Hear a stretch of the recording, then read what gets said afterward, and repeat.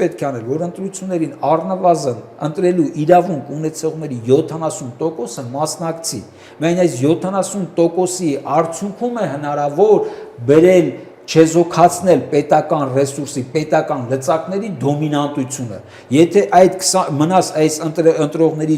ցուցակի 50%-ի շրջանակում, այդ 50%-ի մեջ պետական լծակները շատ ավելի մեծ ծանրակշիռ տոկոս են կազմում։ Ես այդքան լավատես չեմ, որ մի հատ ուժ կծնվի, որը կարող է գեներացնել, որ այնպեսի միտք գեներացնել, որ այն 20% Ես ներկա ուժերին հարգելի Ազատ եւ հարգելի